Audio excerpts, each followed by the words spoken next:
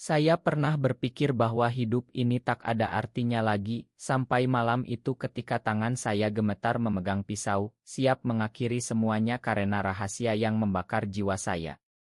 Saya, seorang pemuda biasa di Jakarta yang sibuk dengan pekerjaan kantor, ternyata menyimpan cinta terlarang untuk sesama pria, dan itu membuat saya merasa seperti monster di mata masyarakat yang konservatif ini.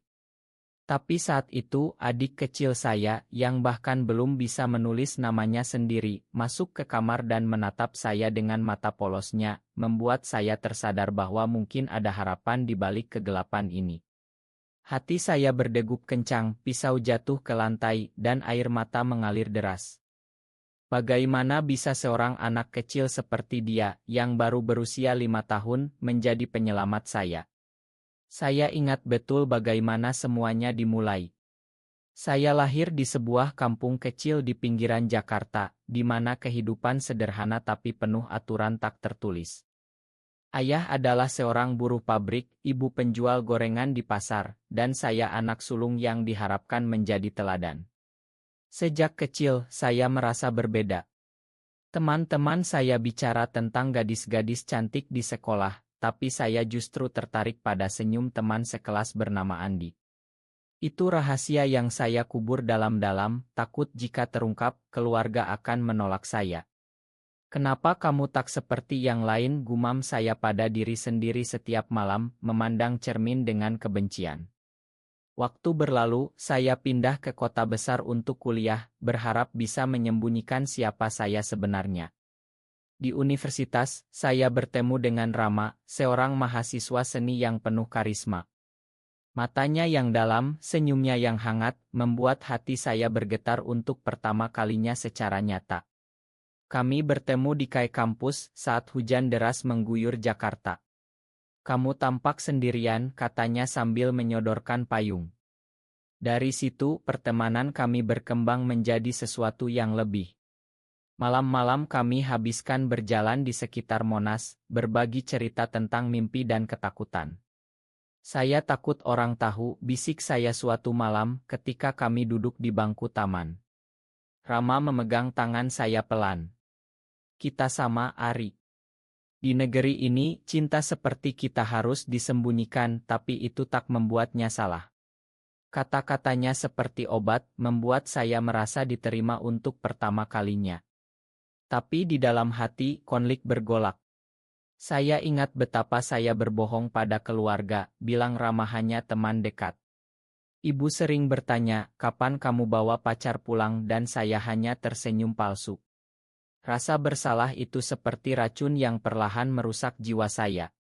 Setiap kali saya bersama Rama, kebahagiaan itu dicampur dengan ketakutan.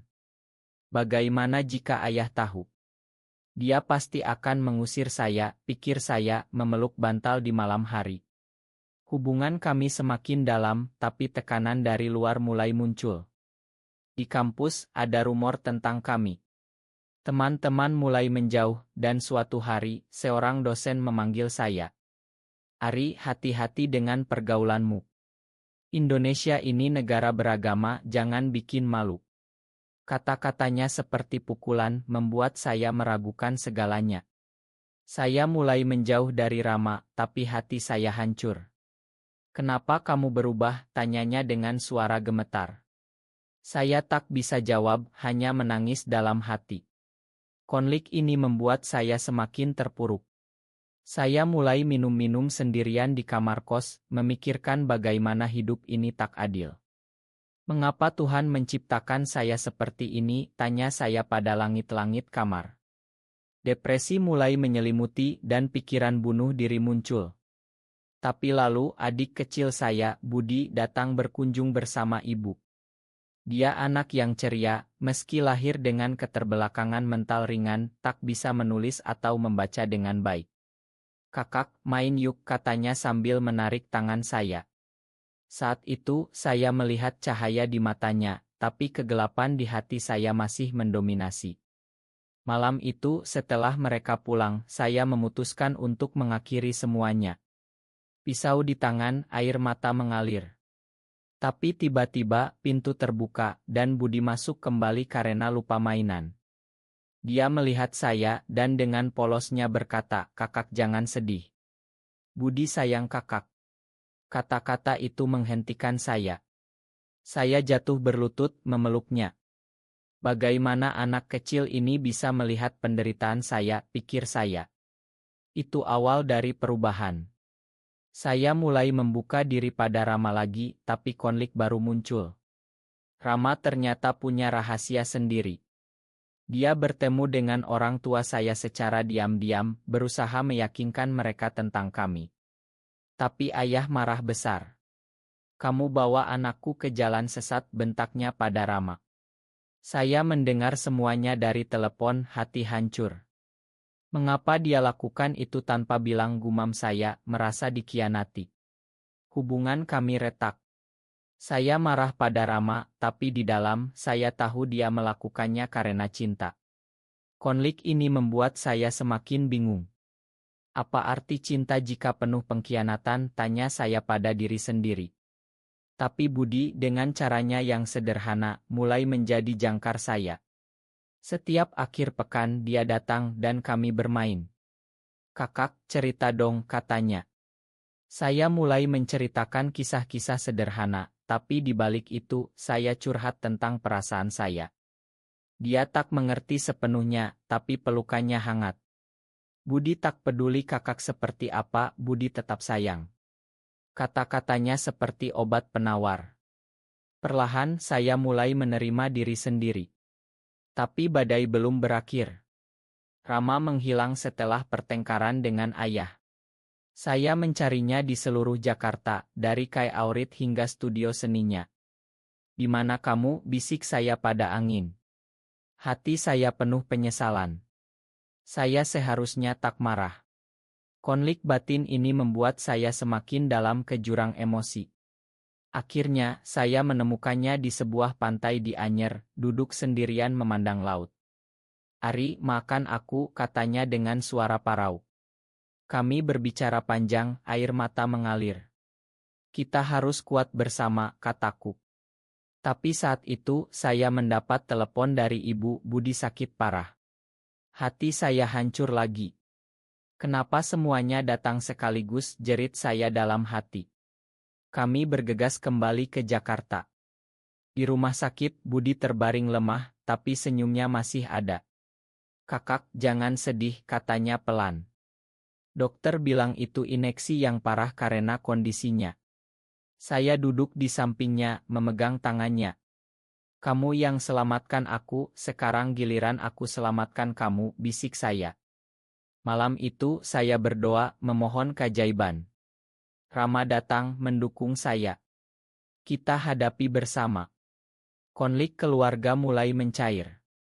Ayah, melihat betapa saya peduli pada Budi, mulai mempertanyakan sikapnya. "Mungkin aku salah," gumamnya. Ibu menangis, memeluk saya. "Anakku, makan kami." Perlahan, penerimaan datang. Budi sembuh setelah perawatan intensi, dan itu menjadi titik balik. Saya dan Rama memulai hidup baru, dengan dukungan keluarga yang perlahan menerima. Tapi cerita ini baru mulai. Kegelapan malam itu masih membekas di ingatan saya, ketika Budi sembuh dan kami pulang ke rumah kecil di pinggiran Jakarta. Tapi hati saya masih bergolak, penuh pertanyaan tentang cinta dan penerimaan. Bagaimana bisa keluarga yang dulu menolak, sekarang mulai membuka hati, gumam saya pada diri sendiri, memandang otot keluarga di dinding. Rama kembali ke sisi saya, tapi luka pengkhianatan itu belum hilang sepenuhnya. "Kamu lakukan itu tanpa bilang, Rama." "Itu menyakitkan," kataku suatu malam, ketika kami duduk di balkon apartemen kecil saya. Dia menatap saya dengan mata penuh penyesalan. "Aku pikir itu cara terbaik untuk membuktikan cintaku." "Ma, Ari." Kata-katanya menyentuh, tapi di dalam, konflik batin saya semakin dalam. Saya merasa seperti orang yang terpecah, antara cinta dan ketakutan. Setiap hari, saya pergi ke kantor dengan senyum palsu, tapi di dalam, saya berjuang melawan pandangan rekan kerja yang curiga. "Ari, kamu tampak berbeda akhir-akhir ini," kata bos saya suatu hari. Saya hanya menggeleng tapi hati saya berteriak. Aku gay dan itu tak membuatku kurang manusiawi. Tapi saya diam, takut kehilangan pekerjaan di negeri yang masih penuh prasangka ini. Budi menjadi cahaya di tengah kegelapan itu. Setiap sore, dia datang ke apartemen membawa gambar-gambar sederhana yang dia buat dengan crayon. Ini untuk kakak, katanya sambil tersenyum. Gambarnya polos tapi penuh cinta. Bagaimana anak ini bisa begitu murni, sementara dunia begitu kejam, pikir saya, memeluknya erat. Melalui Budi, saya belajar tentang penerimaan tanpa syarat. Tapi konflik dengan Rama semakin memuncak. Suatu hari, saya menemukan pesan di ponselnya dari seorang pria lain. "Siapa ini?" tanya saya dengan suara gemetar. Rama terkejut. "Hanya teman lama, Ari. Jangan curiga." Tapi hati saya tak percaya. "Pengkhianatan lagi," jerit saya dalam hati. "Kami bertengkar hebat malam itu. Kamu tak pernah benar-benar percaya padaku," bentaknya. Saya menangis, merasa dunia runtuh lagi. Mengapa cinta ini penuh luka? Setelah itu, Rama pergi, meninggalkan saya sendirian. Depresi kembali datang, lebih kuat dari sebelumnya. Saya duduk di kamar, memandang pisau yang sama. "Mungkin kali ini benar-benar akhir," bisik saya. Tapi Budi menelepon, suaranya ceria. "Kakak, Budi rindu." Kata-katanya menghentikan saya lagi. Saya pergi ke rumah orang tua, memeluk Budi. "Kamu penyelamatku," kataku pelan. Di sana, ayah mendekat. "Ari, ayah salah. Ayah tak ingin kehilanganmu." Air matanya jatuh, dan untuk pertama kalinya, kami berbicara dari hati ke hati. "Aku gay, ayah. Itu bagian dari diriku." Dia mengangguk pelan. "Ayah butuh waktu, tapi ayah sayang kamu." Momen itu penuh emosi, membuat hati saya lega sedikit. Tapi Rama masih hilang. Saya mencarinya di Bandung, di mana dia punya saudara. Di sana, saya bertemu temannya, yang bilang Rama pergi ke Bali untuk menenangkan diri. "Dia cinta kamu, Ari. Jangan menyerah." Kata-kata itu memberi harapan. Saya naik kereta ke Bali, hati penuh kecemasan. Apa jika terlambat? Di Bali, saya menemukannya di pantai Kuta, duduk memandang ombak. "Rama," panggil saya. Dia menoleh, mata merah. "Ari, kenapa kamu datang?" Kami berbicara panjang, mengungkap semua rahasia. "Aku takut kehilanganmu, makanya aku curiga," kataku. Dia memeluk saya. "Makan aku juga." Cinta kami kembali menyala, tapi lebih kuat. Kami memutuskan untuk hidup bersama, tapi tantangan baru datang. Keluarga Rama tak menerima, dan mereka mengancam memutus hubungan. "Kamu pilih dia atau kami," kata ayahnya. Rama hancur. "Aku tak bisa memilih, Ari." Konflik ini membuat hubungan kami tegang lagi. Saya merasa seperti berada di tepi jurang. "Mengapa Tuhan uji kami begini?" gumam saya setiap malam. Budi dengan caranya membantu lagi. Dia membuat kartu sederhana dengan gambar hati. "Untuk kakak dan Om Rama." Kata-katanya polos tapi menyentuh. Perlahan kami bangun komunitas kecil di Jakarta, bertemu dengan orang-orang seperti kami. Di sebuah kai rahasia, kami berbagi cerita. "Kalian tak sendirian," kata seorang teman. Itu memberi kekuatan. Tapi puncak konflik datang ketika rumor tentang kami tersebar di kantor. Bos memanggil saya. "Ari, ini tak bisa diterima." Saya dipecat. Hati saya hancur. Semua karena siapa aku. Rama mendukung. Kita mulai usaha sendiri. Kami buka kai kecil di Kemang, khusus untuk komunitas LB. Tapi ancaman datang dari kelompok konservatif. "Tutup atau kami rusak," ancam mereka.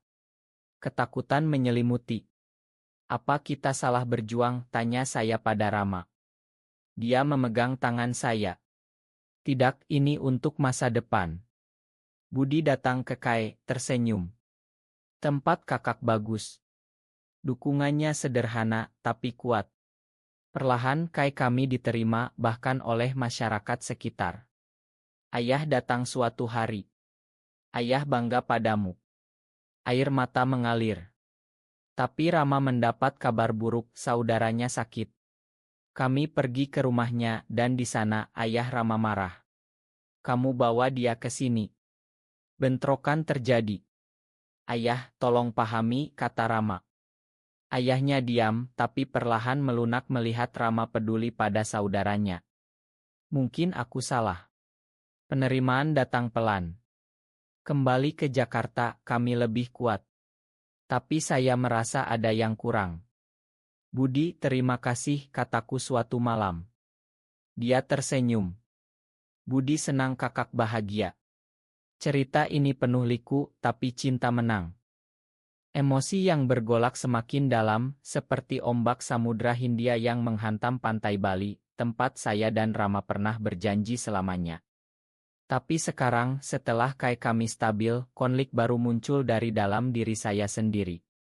Apa aku layak bahagia, gumam saya setiap pagi, memandang cermin dengan mata lelah. Pengkhianatan masa lalu dari Rama masih menghantui, meski dia sudah membuktikan cintanya berkali-kali. Suatu malam, kami bertengkar lagi. Kamu selalu ragu padaku, Ari, jeritnya. Saya menangis. Karena aku takut ditinggalkan lagi. Hati saya seperti terkoyak, penuh keraguan yang tak kunjung hilang. Budi, adik kecil yang tak bisa menulis, menjadi satu-satunya yang bisa menangkan. Dia datang dengan pelukan sederhananya. Kakak, jangan marah. Kata-katanya seperti mantra, membuat saya tersadar betapa egoisnya saya. Tapi depresi semakin parah. Saya mulai menarik diri dari Rama, menghabiskan waktu sendirian di masjid kecil dekat rumah, berdoa untuk ketenangan. Ya Allah, beri aku kekuatan. Tapi jawaban tak datang mudah. Suatu hari, Rama bilang dia harus pergi ke Surabaya untuk urusan keluarga. Aku tak mau kamu pergi, kataku dengan suara gemetar. Dia memeluk saya. Ini untuk kita. Tapi di hati, saya curiga lagi. Apa ada orang lain? Pikiran itu menyiksa. Saat dia pergi, saya jatuh ke lubang hitam. Minum-minum lagi, memikirkan bunuh diri. Mungkin lebih baik tanpa aku. Tapi Budi menelepon. Kakak, Budi mimpi buruk. Kakak di mana? Suaranya kecil tapi penuh kekhawatiran. Saya bergegas pulang memeluknya. Ma, Budi. Melalui dia saya belajar bahwa cinta tak perlu sempurna. Kembali, Rama pulang dengan kabar baik, keluarganya mulai menerima. Tapi saya menemukan Otto di ponselnya dengan pria lain. Ini apa? Tanya saya marah. Dia menjelaskan. Hanya saudara sepupu. Tapi kepercayaan retak lagi. Kami pisah ranjang malam itu. Aku capek, Ari. Kata-katanya menusuk. Hati saya hancur total. Mengapa cinta ini seperti siksaan? Saya pergi ke Yogyakarta sendirian mencari kedamaian di Candi Borobudur. Di sana saya bertemu seorang biksu tua. Hidup penuh penderitaan karena keterikatan, katanya. Kata-katanya membuat saya berpikir. Mungkin aku terlalu bergantung pada Rama. Pulang, saya minta maaf. Ayo kita perbaiki. Tapi konflik keluarga muncul lagi. Ibu Rama datang ke Jakarta, marah besar. Kamu rusak anakku, bentaknya pada saya. Rama membela. Ibu, ini cintaku. Pertengkaran hebat, air mata mengalir. Saya merasa seperti penjahat. Mungkin aku harus mundur. Tapi Budi bilang, kakak jangan pergi. Budi butuh kakak. Dukungannya membuat saya bertahan. Perlahan Ibu Rama melunak setelah melihat betapa Rama bahagia. Mungkin aku salah menilai. Penerimaan itu penuh emosi. Tapi badai terbesar datang ketika kami diserang oleh kelompok radikal. Kaca pecah, ancaman datang. Tutup atau mati. Saya takut. Rama, apa kita lanjut? Dia memegang tangan saya. Ya, untuk orang-orang seperti kita. Polisi datang, tapi trauma tetap. Saya jatuh sakit, depresi parah. Dokter bilang butuh terapi. Di sesi itu, saya curhat semuanya. Aku gay dan itu membuatku ingin mati. Terapis mendengar. Kamu berharga. Kata-katanya menyembuhkan sedikit. Rama setia di sisi. Aku tak akan tinggalkanmu. Cinta kami semakin dalam. Budi datang ke rumah sakit dengan gambar. Ini kakak sembuh. Air mata saya jatuh.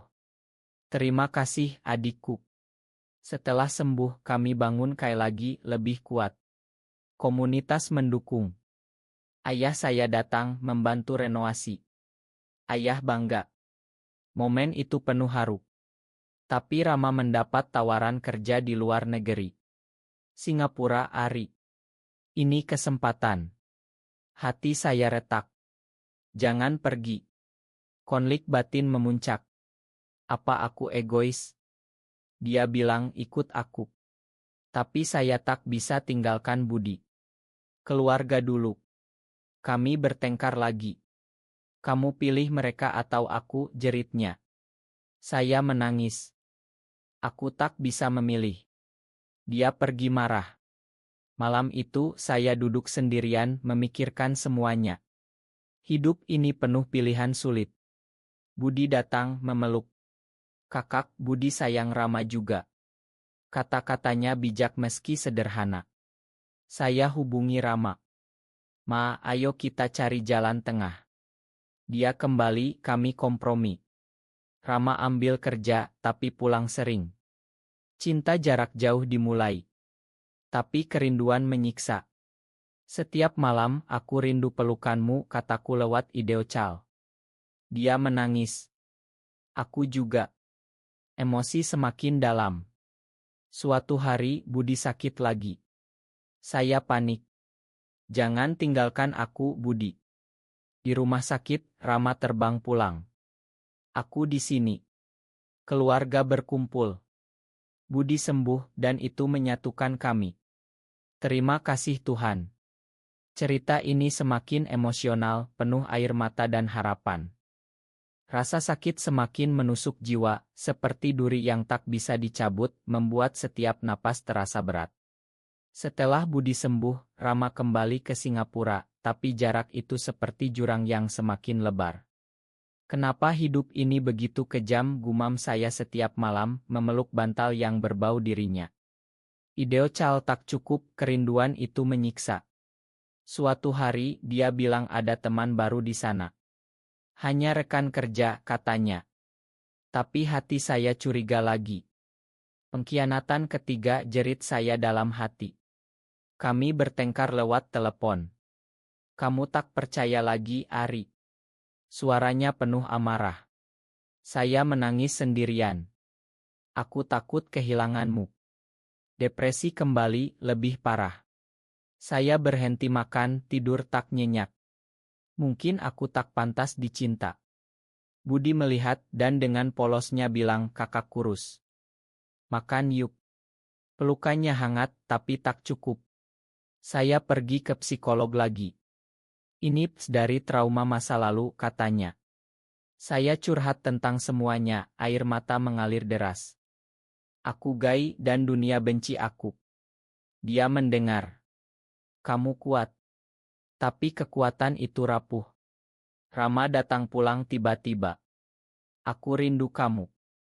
Kami bercinta dalam diam, tapi paginya konflik muncul. Aku dapat promosi, harus tinggal lebih lama. Hati saya hancur. Jangan. Dia memohon. Ini untuk masa depan kita. Saya marah. Masa depan apa tanpa kamu? Dia pergi lagi meninggalkan luka baru. Saya jatuh ke lubang hitam total. Pikiran bunuh diri datang kuat. Kali ini tak ada yang selamatkan. Tapi Budi masuk kamar, melihat pisau. Kakak, jangan, jeritnya. Dia menangis, memeluk saya. Budi tak mau kakak pergi. Air mata kami bercampur. Kamu selamatkan aku lagi, Budi. Saya hubungi Rama. Pulanglah. Dia datang, kami bicara panjang. Ma, aku egois. Cinta kami diuji lagi. Tapi keluarga Rama datang, minta dia menikah dengan wanita. Ini untuk nama baik. Rama menolak. Aku cinta Ari. Mereka marah, memutus hubungan. Rama hancur. Aku kehilangan keluarga karena kamu. Kata-katanya menyakitkan. Saya merasa bersalah. Mungkin kita pisah. Tapi dia memeluk. Tidak, kita bersama. Emosi memuncak. Kami pindah ke Bali, mulai hidup baru. Tapi di sana saya bertemu mantan Rama. Dia pernah janji sama aku, katanya. Hati saya retak. Benarkah? Konfrontasi hebat. Rama mengaku. Itu masa lalu. Tapi kepercayaan hilang. Pengkhianatan, jerit saya. Kami pisah sementara. Saya kembali ke Jakarta, hati kosong. Budi menyambut. Kakak, cerita. Saya curhat. Budi tak mengerti, tapi Budi dengar. Kata-katanya menyembuhkan. Perlahan saya bangkit. Buka bisnis online. Tapi rindu Rama tak hilang. Saya pergi ke Singapura mencarinya. Di apartemennya saya lihat dia dengan pria lain. Ini apa, jerit saya. Dia terkejut. Hanya teman. Tapi saya tak percaya. Selesai kita. Saya pulang hancur total. Depresi parah, masuk rumah sakit. Aku ingin mati. Dokter obati. Keluarga datang. Ayah bilang, bertahanlah anakku. Ibu menangis. Budi memegang tangan. Kakak kuat. Rama datang memohon ma. Itu salah paham. Kami bicara, mengungkap semua. Aku cinta kamu selamanya. Cinta kembali, tapi luka dalam. Kami terapi bersama. Kita perbaiki. Perlahan penerimaan datang. Keluarga Rama hubungi lagi. Makan kami. Reni penuh air mata. Di Bali kami nikmati sunset. Ini awal baru. Tapi Budi sakit kronis. Dokter bilang tak lama lagi. Hati saya hancur. Kenapa dia? Saya rawat dia setiap hari. Budi, jangan pergi. Dia tersenyum lemah. Budi bahagia lihat kakak senang. Air mata tak berhenti. Rama dukung. Kita kuat. Budi pergi damai. Pemakaman penuh duka. Terima kasih, adikku. Kamu selamatkan aku.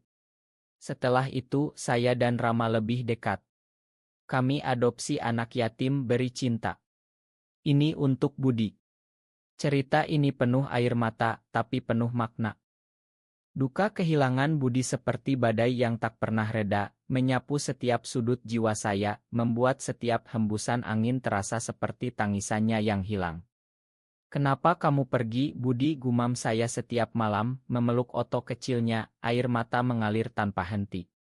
Rama di sisi, tapi bahkan pelukannya tak bisa hilangkan oid ini. Aku merasa bersalah, Rama. Kalau bukan karena aku, mungkin Budi masih ada. Dia menangis juga. Jangan salahkan diri, Ari. Tapi konflik batin semakin dalam, seperti lubang hitam yang menelan segalanya. Saya mulai menyalahkan diri atas segala yang terjadi. Aku gay dan itu kutukan.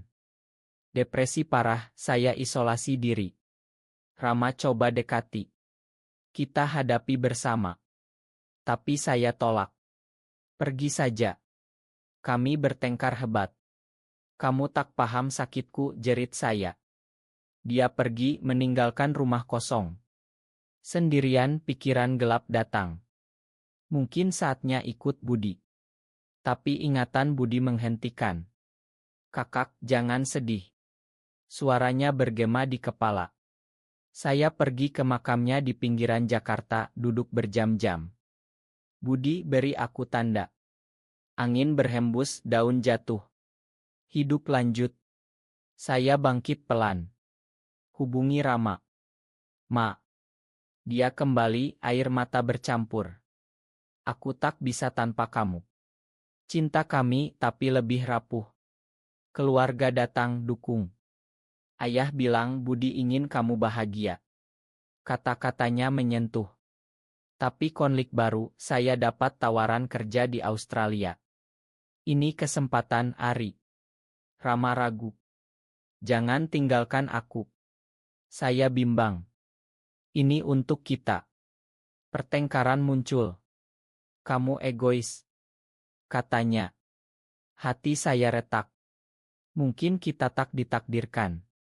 Tapi ingatan Budi sayang kakak dan Rama. Saya tolak tawaran. Kamu lebih penting. Rama peluk saya. Terima kasih.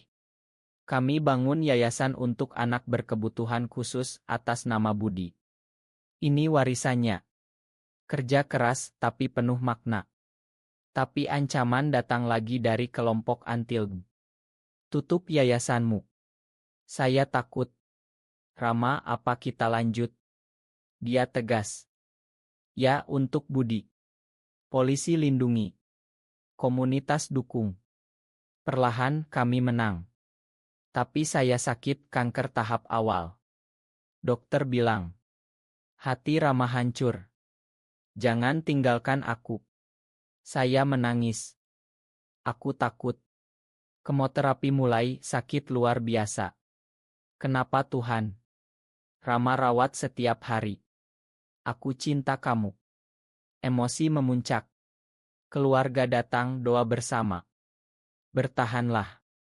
Di saat lemah, saya ingat Budi. Dia selamatkan aku dulu, sekarang giliran aku bertahan. Sembuh pelan. Keajaiban. Setelah itu, cinta kami lebih dalam. Kami nikah secara simbolis di pantai Bali dengan saksi keluarga. Selamanya. Air mata bahagia. Tapi duka Budi tetap. Setiap tahun kami iarah. Terima kasih, adik. Cerita ini akhirnya menemukan cahaya. Puncak emosi datang seperti tsunami, menghantam segala yang tersisa di hati saya, membuat setiap detik terasa seperti perpisahan abadi. Setelah sembuh dari kanker, saya dan Rama hidup damai, tapi bayang Budi selalu ada, seperti hantu manis yang tak mau pergi. Setiap senyum anak di yayasan mengingatkan aku padanya, gumam saya, air mata mengalir diam-diam, Rama peluk. Dia bangga. Tapi di dalam, luka tak pernah sembuh total. Suatu hari, kami adopsi anak laki-laki berkebutuhan khusus, mirip Budi. Namanya Andi, kata Rama. Hati saya bergetar. Ini takdir. Tapi tantangan datang, anak itu trauma berat. Kenapa dia tak bicara, tanya saya. Rama sabar. Kita beri waktu. Malam-malam saya duduk di sampingnya, cerita tentang Budi. Dia selamatkan ayahmu. Perlahan Andi buka hati. Ayah, terima kasih. Kata pertamanya membuat kami menangis. Tapi konflik lama muncul, mantan Rama hubungi lagi. Aku rindu kamu. Saya lihat pesan. Lagi jerit saya. Rama jelaskan. Blokir saja. Tapi kepercayaan goyah. Pengkhianatan abadi. Kami bertengkar. Kamu tak pernah berubah. Saya pergi ke makam Budi. Beri aku jawaban. Di sana saya sadar. Cinta butuh ma. Pulang minta ma. Ayo kita kuat. Rama peluk. Selamanya. Keluarga berkumpul di hari ulang tahun Budi. Dia selamatkan kita semua. Air mata mengalir penuh haru. Kami bangun monumen kecil untuknya. Penyelamat. Cerita ini berakhir dengan penerimaan total, di mana cinta menang atas segala duka. Saya, Rama, dan Andi hidup bahagia di negeri yang perlahan berubah. Terima kasih, Budi.